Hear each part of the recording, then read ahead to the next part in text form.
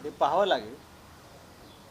अगर मोदी जी आ रहे हैं और विकास के बारे में बात करने का उनका इरादा है, ऐसा मैं आपसे सुन रहा हूँ, उसका मतलब है कि चुनाव महाराष्ट्र में हो रहे हैं, सरकार बदल रही है या राष्ट्रपति शासन लग रहा है, कुछ भी हो सकता है इस दौर में।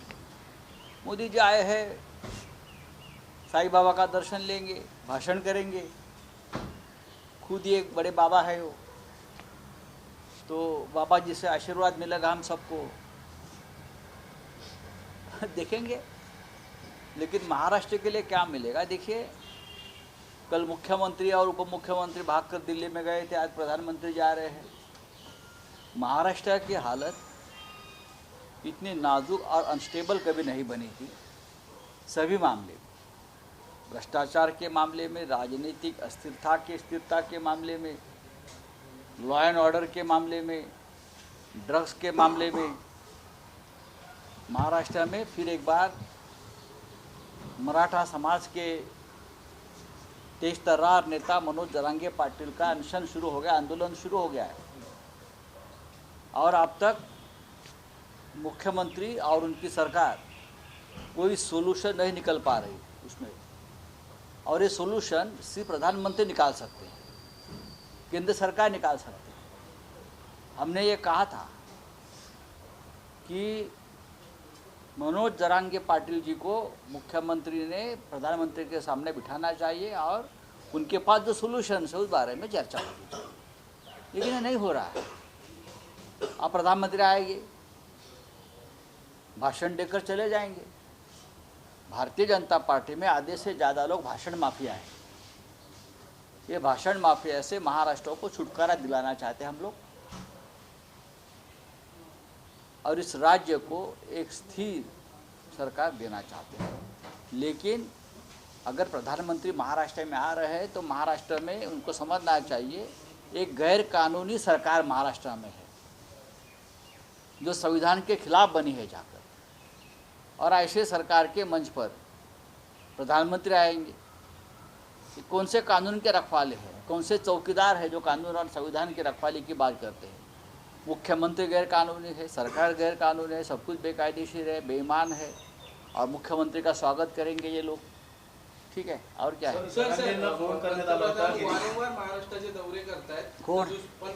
पंतप्रधान वारंवार महाराष्ट्रात, मुंबईत, शिर्डीत, इकडे तिकडे फिरत आहेत, कारण त्यांना महाराष्ट्रामध्ये आम्ही हरतो आहोत। BJP आणि त्यांचं जे काय जुगाड त्यांनी केलं आहे ते जुगाड हरणार आहे। त्याच्यामुळे एका भीतीतून एका निराशेतून हे दौरे सुरू आहेत। पण प्रधानमंत्री जे आहेत ते त्यांच्या येण्याविषयी कोणती बंधनं असू शकत नाही। पण भारतीय जनता पक्षाचे राज्यातले नेते त्यांना वारंवार यासाठी बोलवत आहेत कारण त्यांच्या पायाखालची वाळू सरकते। या राज्याचं नेतृत्व नीतिभ्रष्ट अकार्यक्षम असल्यामुळे त्यांना प्रधानमंत्र्यांना इथे वारंवार बोलवावं लागतं आहे। आता ते देशाचे प्रधानमंत्री ते कुठे जाऊ शकतात? मणिपूर सोडून, मणिपूर आणि जम्मू काश्मीर सोडून आपल्या देशाचे प्रधानमंत्री कुठे जातात, कुठे जाऊ शकतात? असं त्यांच्याविषयी काय, उद्या ते इस्रायलला जातील, उद्या ते गाझालाही जाऊ शकतात, त्यांच्याविषयी मला काय म्हणायचं नाही। ते या देशाचे प्रधानमंत्री आहेत, सन्माननीय नेते आहेत भारतीय जनता पक्षाचे। पण महाराष्ट्रामध्ये भारतीय जनता पक्षाची हालत अत्यंत गंभीर, नाजूक असल्यामुळे प्रधानमंत्र्यांना ते वारंवार यावं लागतं। साहेबांचं दर्शन घेणार नेते महाराष्ट्रात येत आहे, महाराष्ट्रातले नेते वारंवार दिल्लीत जातात, काय परिस्थिती? ही असं आहे की असे आहे की यापूर्वी असं होत नव्हतं की वारंवार मुख्यमंत्री आणि उपमुख्यमंत्री शिवसेनेचे मुख्यमंत्री आहे म्हणून स्वतःचा दावा करतायत। जे असा दावा करतात की मी शिवसेनेचा मुख्यमंत्री आहे, मी बाळासाहेब ठाकरेंचा स्वाभिमानी शिवसैनिक आहे, बरं का, असं जे काय काल परवा बोलत होते आणि रोज बोलत आहेत, त्यांचं दिल्लीने दारातलं पायपुसणं केलेलं आहे। वारंवार दिल्लीत जावं लागतं आहे। अरे, मुंबई राजधानी हा महाराष्ट्र आहे शिवाजी महाराजांचा। छत्रपती शिवाजी महाराज एकदाच गेले दिल्लीला आणि आग्र्याला, आणि सगळ्या खानांना धडा शिकवून आले दिल्लीश्वरांना। तुम्हाला काय, चहा घेऊ का, पाणी पिऊ का, जेवू का, झोपू का, हे विचारायला दिल्लीत जावं लागतं। ही महाराष्ट्राची शोकांतिका आहे. अनेक लहान सहान विषयांवर मंत्रिमंडळ विस्तार तर राहिला बाजूलाच, सरकारची किंवा राज्याच्या विकासाची कामं राहिली बाजूला. अत्यंत फालतू प्रश्नासाठी या मुख्यमंत्र्यांना दिल्लीत जाऊन आदेश घेऊ लागतात. ही काय महाराष्ट्राची परंपरा नाही. यापूर्वी आम्ही अशा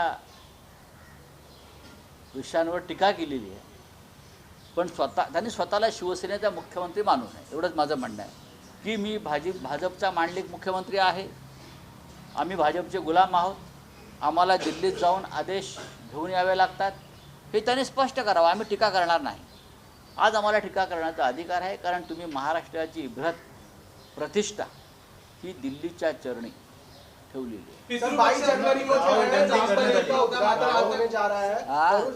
गावबंदी घालण्यात आलेली पितृपक्ष आहे. होता म्हणून मंत्रिमंडळाचा विस्तार केला जात नव्हता अशी चर्चा होती. मात्र आता दसरा देखील झाला तरी पण दिवाळी आली. आता दिवाळी आलेली आहे, बरं का. मग संक्रांती, मग निवडणुका येतील. अनेकांचे जे कोट शिवलेले आहेत, बरं का, ते असेच लटकून पडलेले आहेत. त्या कोटाचं करायचं काय, हा प्रश्न त्यांच्या अनेक सहकाऱ्यांना पडला असेल.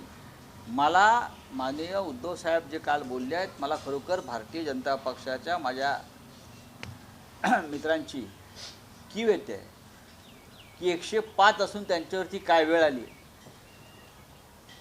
काय वेळ आली. 105चा आकडा म्हणजे बहुमताच्या जवळचा आकडा असतानाही त्यांना 2 बेईमान गटांची हाजी करावी लागते, बरं का. घरी बसावं लागतं आहे आणि दुसऱ्याच कोणाला तरी बेकायदेशीरपणे मंत्रिमंडळात आणावं लागतं आहे. ही भारतीय जनता पक्षाची, त्यातल्या अनेक ज्येष्ठ नेत्यांची ही शोकांतिका आहे.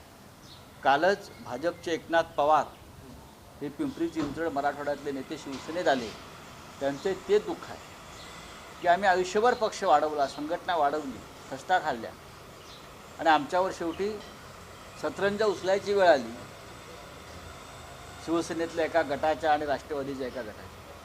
मग आम्ही कशाकरता पक्ष वाढवला, ही त्यांची वेदना जवळजवळ सगळ्याच भाजपा कार्यकर्त्यांची वेदना आहे की मी आयुष्यभर सतरंजा उचलायच्या, काय करायचं काय. त्याच्यामुळे अनेक भाजपचे प्रमुख पदाधिकारी कार्यकर्ते लवकरच शिवसेनेमध्ये प्रवेश करतात. सर 22 जनवरी को राम मंदिर की जो प्राण प्रतिष्ठा है सर, उसमें प्रधानमंत्री जाएगी, मोदी जी को आमंत्रण किया गया है, मोदी जी ने हाँ भरी है वहाँ जाने के लिए. मोदी जी को आमंत्रण देने की जरूरत ही नहीं है ना, मोदी जी खुद ही जाएंगे. मोदी प्रधानमंत्री है, वो जाएंगे ही. इतना बड़ा इवेंट कौन छोड़ेगा भाई. राम मंदिर तो होना ही था, हो रहा है. हजारों करसेवक उसमें शहीद हुए हैं. उस वक्त सभी हिंदुत्ववादी संगठन और पार्टियां शामिल थी. शिवसेना थी, बजरंग दल थी, विश्व हिंदू परिषद थी. रथ यात्रा भी निकाली थी आडवाणी साहब ने. तो ये सबका परिणाम है कि राम मंदिर बन रहा है. खून बहाया लोगों ने, जेल में गए, मुकदमे चल रहे हैं अभी भी सभी लोगों पर. तो मोदी जी अब जाएंगे और राम मंदिर की पूजा करेंगे. लेकिन मुझे लगता है कि चुनाव आ रहे हैं, ये चुनाव की तैयारी. सर एनसीईआरटी को लेके आपने कल बयान दिया था, उसको लेके कहा जा रहा है कि भारत नाम से क्या आपत्ति है आपको? कुछ नहीं, हम सब भारतीय हैं. आपत्ति तो बीजेपी को लगते हैं. मुझे भारत को तो संविधान ने मान्यता दी है, भारत को. और हमने भी जो हमारा इंडिया अलायंस है उसमें स्लोगन है जीतेगा भारत. इंडिया से भी कोई आपत्ति नहीं है, भारत से भी नहीं है. लेकिन इंडिया से बीजेपी डर गई है और इंडिया नाम लेने से वो डरती है. हाँ, तो मैं ये चाहता हूँ कि भारत से यहाँ किसी को आपत्ति नहीं है, आपत्ति होनी भी नहीं चाहिए. अगर किसी को आपत्ति है तो बीजेपी को है. चाहे इंडिया हो, चाहे भारत हो, चाहे हिंदुस्तान हो, कोई भी हो, ये देश है, ये देश रहेगा और अखंड रहेगा. 2024 के इलेक्शन आ रहे हैं, लेकिन उसमें ये भी देखा जा रहा है कि महाविकास आघाड़ी के जो है वो अपनी स्वतंत्र बैठक बुला रहे हैं. साथ में आके जो है वो उनकी बैठक नहीं हो रही. ऐसा नहीं, ऐसा कभी नहीं हुआ. कहाँ हो गया मुझे बताइए. महाविकास आघाड़ी इंडिया का ही एक पार्ट है ना. हमारी यहाँ तीनों पार्टी की एक कोऑर्डिनेशन कमेटी बनी है. हम बार बार मिलते हैं, कभी हम उसमें नहीं रहेंगे तो कांग्रेस एनसीपी बैठती है, और किसी को टाइम नहीं होगा तो हम लोग बैठते हैं। यहाँ कोई गड़बड़ नहीं है। महाराष्ट्र में हम 40 से ऊपर सीटें लोकसभा की जीत रहे हैं। मैं आपको बता रहा हूँ, इसलिए मोदी जी को यहाँ बार बार आना पड़ रहा है। चलिए पंतप्रधान मोदी येत आहेत म्हणून काही गाड्या पाठवण्यात आल्या होत्या, त्या गावकऱ्यांनी परत आता पाठवण्यात आलेल्या आहेत. कुठे कसल्या गाड्या काय जरा स्पष्ट आहे. गाव असतील त्या ठिकाणी कुठल्या गाड्या? पंतप्रधानांसाठी नागरिकांसाठी गाड्या कोणीही त्या गाड्यातून सरकारी कार्यक्रमाला जाणार नाही, माझ्याकडे माहिती आहे. लोकांनी त्या गाड्या परत पाठवल्या आहेत, बरोबर. त्या गाड्यात बसायला कोणी तयार नाही आहे. गर्दी करण्यासाठी हे जे काय सुरू आहे, उत्स्फूर्तपणे लोकांनी प्रधानमंत्र्यांच्या कार्यक्रमांना यायला पाहिजे. एकेकाळी नरेंद्र मोदींच्या कार्यक्रमांना लोक उत्स्फूर्तपणे जात होते, सत्य. बाळासाहेब ठाकरे, अटल बिहारी वाजपेयी, पंडित नेहरू. पण आज पंतप्रधान म्हणून नाही तर भाजपचे नेते म्हणून लोक त्यांच्या कार्यक्रमावर बहिष्कार टाकतात. हे सत्य भारतीय जनता पक्षानं स्वीकारायला हवं. एबीपी माझा, उघडा डोळे बघा नीट.